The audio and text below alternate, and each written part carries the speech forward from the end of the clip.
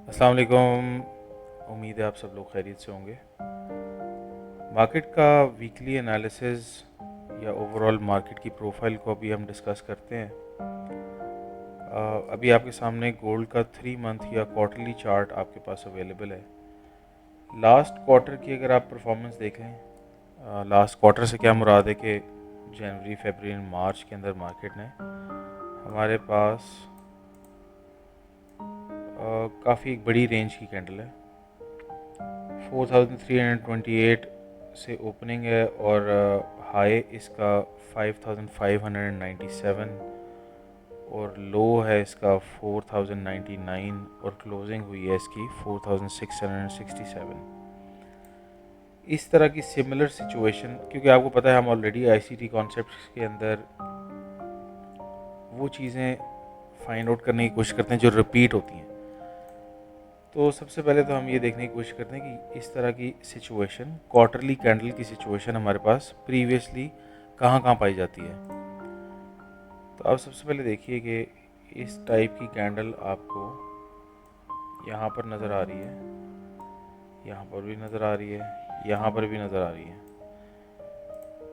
और इसके अलावा आपको 2-3 कैंडल्स इसी तरीके की यहाँ भी मिल रही है। ठीक है, अब इनको सिर्फ हाइंडसाइट, कोई डीप एनालिसिस नहीं, सिर्फ आप ये देखिए इन कैंडल की स्ट्रक्चर को या फॉर्मेशन को, तो आपको पता चलेगा कि मेजॉरिटी ऑफ द टाइम्स इस तरह की कैंडल बनने के बाद नेक्स्ट कैंडल अगर आपको एक और रिजेक्शन कैंडल मिल जाती है या मार्केट आपको मज़ीद reaction towards the down side लेती नज़र आती है, तो उसके बाद आपको एक रिट्रेसमेंट या थोड़ी सी कंसोलिडेशन, एक्यूमुलेशन टाइप की मूव नज़र आ जाती है। उसमें से एक दफ़ा तो काफ़ी टाइम मार्केट नीचे ज़्यादा अरसे के लिए डीप करेक्शन पे चली गई, जो कि 2011 से 2016 तक हमारे पास ये डीप करेक्शन में मार्केट रही है। उसके अलावा अगर देखें तो आपको 3 से 6 माह या 6 से 9 माह और 1 साल तक की भी करेक्शन जो है देखने को मिल रही है। यहाँ पर आपको ऑलमोस्ट 2 साल की करेक्शन देखने को मिल रही है, जब मार्केट 2020 जुलाई से दिसंबर 2022 तक, तो तकरीबन 2 साल मार्केट करेक्शन में रही है। तो अभी it is too soon to say कि मार्केट क्या इस दफ़ा भी ज़्यादा टाइम करेक्शन में रहेगी या मार्केट कब दोबारा से रैली स्टार्ट करेगी टुवर्ड्स द अपसाइड, अभी कहना इतना आसान नहीं है। लेकिन हम डिफरेंट वेरिएबल्स या डिफरेंट सिचुएशंस को और डिफरेंट फोकस पॉइंट्स को या रेफरेंस पॉइंट्स को डिस्कस करते हैं और देखने की कोशिश करते हैं कि हमारे पास अभी मार्केट क्या ऑफ़र कर रही है, ऐसी चीज़ जिसकी बेसिस के ऊपर हम कह सकते हैं कि भाई मार्केट अब बुलिश होगी या एक्यूमुलेट करेगी या बेरिश भी हो सकती है। तो उन सब चीज़ों को हम डिस्कस करते हैं। तो क्वार्टरली चार्ट पे, 3 मंथ चार्ट पे अभी हमारे सामने जो 2 PD एरेज अवेलेबल हैं, वो सबसे पहले तो आपको यहाँ पे एक लॉन्ग विक नज़र आ रही है। इस लॉन्ग विक को अगर आप क्वाड्रेंट्स में इवेलुएट करें तो आपको पता चलेगा कि इस विक के फर्स्ट क्वाड्रेंट से मार्केट रिएक्शन ले रही है टुवर्ड्स द डाउन साइड। और आईसीटी कॉन्सेप्ट्स के हिसाब से मार्केट अगर विक के मीन थ्रेशोल्ड से ऊपर ट्रेड करने की कोशिश कर रही हो, तो तब हम कहते हैं कि मार्केट अब जो है वो बुलिश हो सकती है। अभी तक तो मार्केट ने जो रिएक्शन हमें दिया है क्वार्टरली कैंडल पे, उसमें भी फ़िलहाल बुलिश इंडिकेशन हमें कोई भी नज़र नहीं आ रही है। लेकिन इसका ये भी हरगिज़ मतलब नहीं है कि मार्केट बेरिश हो रही है। तो अब अगर मार्केट फर्स्ट क्वाड्रेंट से रिएक्शन ले रही है तो मार्केट जा कहाँ सकती है, तो हमें एक सेकंड पीडीए रे जो हमें नज़र आ रहा है, वो हमें नज़र आ रहा है एक bullish fair value gap quarterly chart पे। इस क्वार्टरली चार्ट पे आप देखिए तो हमें एक फेयर वैल्यू गैप ये मिल गया, और फेयर वैल्यू गैप का जो टॉप एंड है वो 4328, यहाँ तक हम एक्सपेक्ट कर सकते हैं कि मार्केट इतनी करेक्शन कर सकती है। मौजूदा 4500 के ऊपर भी मार्केट अवेलेबल है और 4300 मिनिमम हम एक्सपेक्ट करें कि मार्केट जा सकती है, इस फेयर वैल्यू गैप में एक दफ़ा टैप कर सकती है।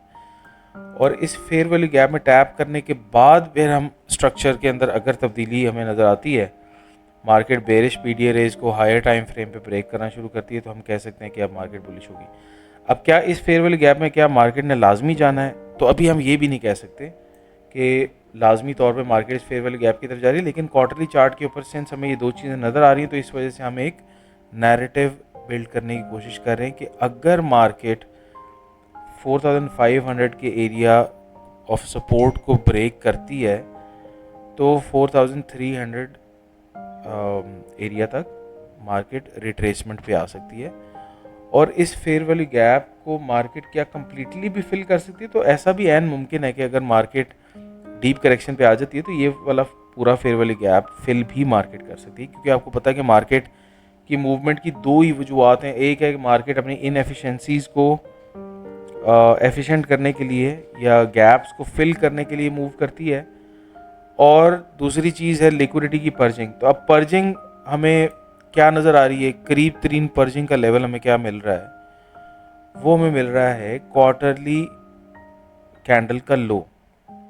मतलब बेशुमार ऐसे ट्रेडर्स होंगे जिन्होंने इस कैंडल के लो पे अपने स्टॉप लॉसेस प्लेस किए होंगे और वो एज्यूम कर रहे होंगे कि ये एक सेफ एरिया है, तो मार्केट इस लिक्विडिटी को टारगेट कर सकती है।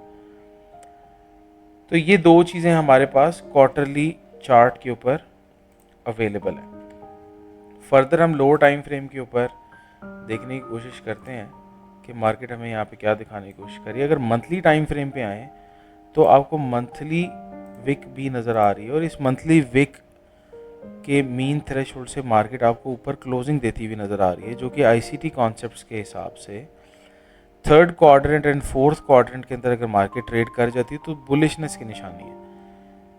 क्वार्टरली कैंडल के ऊपर अभी मार्केट ने क्वाड्रेंट्स मीन थ्रेशोल्ड से ऊपर ट्रेड नहीं किया, लेकिन मंथली कैंडल के हिसाब से मार्केट ऑलरेडी ट्रेड कर चुकी है और मार्केट ने एक नीचे भी एक विक क्रिएट कर लिया। अब इस विक को अगर हम स्टडी करें तो इस विक के अकॉर्डिंगली भी अभी मार्केट ने मीन थ्रेशोल्ड लेवल तक ट्रेड नहीं किया, तो अभी स्टिल वी आर होपफुल कि मार्केट अपना जो बुलिश मोमेंटम है वो अटेन कर लेगी, वापस मार्केट बुलिश हो जाएगी based on the analysis of Vicks.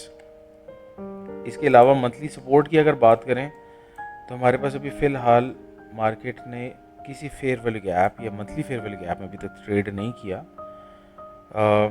ये मंथली फेयर वैल्यू गैप एक छोटा सा हमारे पास ज़रूर मौजूद था, मार्केट उसको फिल कर चुकी है ऑलरेडी। अब इस कैंडल जो अक्टूबर 2025 की कैंडल है, इसमें एक फेयर वैल्यू गैप मौजूद है। अगर मार्केट इस एरिया तक ट्रेड करना चाहे तो बिल्कुल कर सकती है, बल्कि इससे निचले फेयर वैल्यू गैप पे भी ट्रेड कर सकती है। और हमारे पास जो ड्रॉन लिक्विडिटी उस हिसाब से हमें जो नज़र आ रहा है वो हमारे पास मार्च की कैंडल का लो है बेसिकली, जो मार्केट लिक्विडिटी को अगर अटैक करके फेयर वैल्यू गैप को फिल करना चाहे तो हमारी ये ड्रॉन लिक्विडिटी हो सकती है।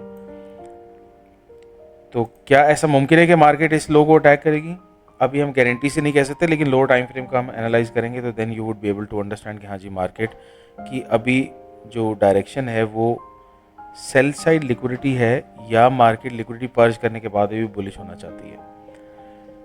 2 वीक टाइम फ्रेम के ऊपर हम आ जाते हैं। 2 वीक टाइम फ्रेम पे अगर आप देखें तो हमें एक फेयर वैल्यू गैप, एक ऐसा सपोर्ट एरिया हमें नज़र आ रहा है जो कि 4000 से 3700 का एरिया है। मार्केट ऑलरेडी इस एरिया को सपोर्ट बना चुकी हुई है और मार्केट अपनी इस सपोर्ट तक आ सकती है। तो there is a very big chance कि मार्केट इस लिक्विडिटी को पर्ज करेगी। उसकी वजह क्या है?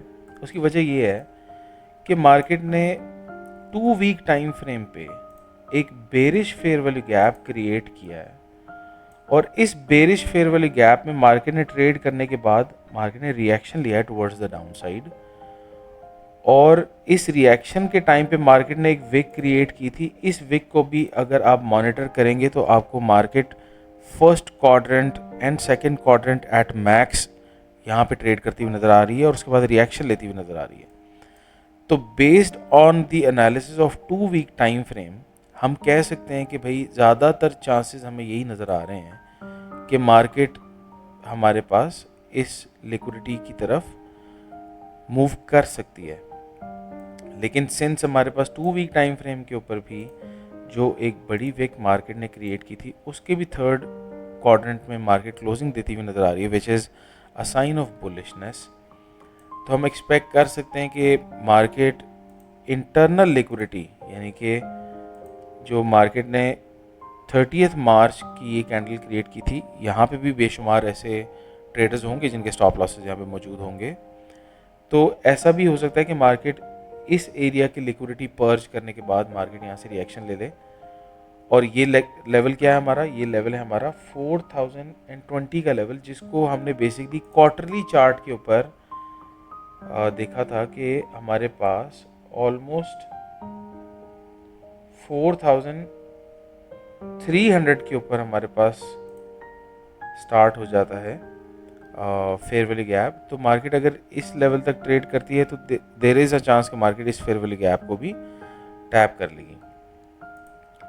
अच्छा, तो 2 वीक टाइम फ्रेम के ऊपर हमने ये नतीजा निकाला कि ड्रॉन लिक्विडिटी हमें यहाँ पे दो पॉसिबल नज़र आ रही हैं। एक है हमारे पास मार्च 30 मार्च की कैंडल का लो। अगर मार्केट ये लिक्विडिटी पर्ज करने के बाद हमें अगर कोई रिएक्शन देती है या मोमेंटम शिफ्ट करती है टुवर्ड्स दी अपसाइड, तो फिर तो हम कह सकते हैं कि जी ड्रॉन लिक्विडिटी अब हमारा बाय साइड है। लेकिन अगर यहाँ पे हमें ऐसा कोई भी रिएक्शन नज़र नहीं आता और मार्केट का रुझान हमें बेरिश ही नज़र आता है, तो फिर हमारे पास जो नेक्स्ट ड्रॉन लिक्विडिटी है वो हमारा 16 मार्च की कैंडल का लो, या आप ऐसा समझ लीजिए कि 4095 का लेवल जो है ये हमारा नेक्स्ट ड्रॉन लिक्विडिटी होगा।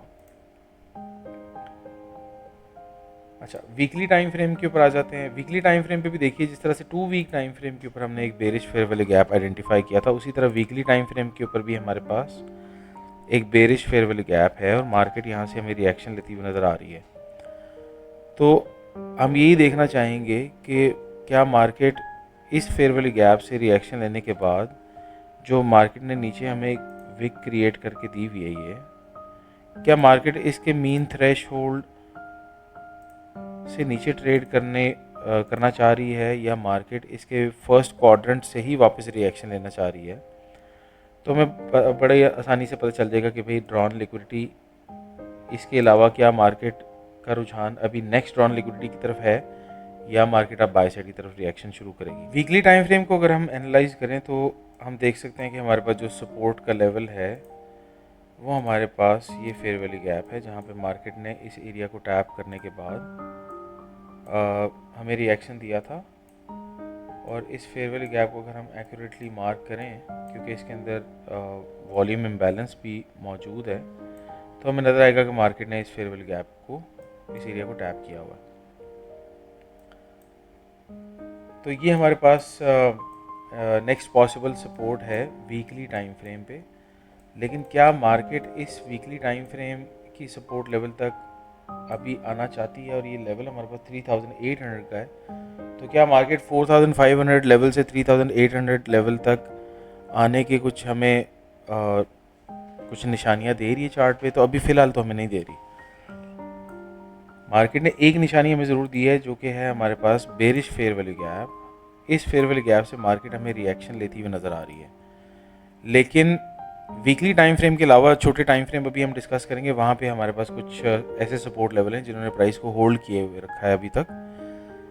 और इस एरिया से, लो टाइम फ्रेम की सपोर्ट एरिया से, अगर मार्केट बाय साइड लिक्विडिटी के ऊपर क्लोजिंग देने में कामयाब हो जाती है, या इन बेरिश फेयर वैल्यू गैप से ऊपर क्लोजिंग देने में कामयाब हो जाती है, तो देन वी कैन एक्सपेक्ट कि मार्केट अपना जो ट्रेंड है वो चेंज करके बेरिश से बुलिश कन्वर्ट हो जाएगी।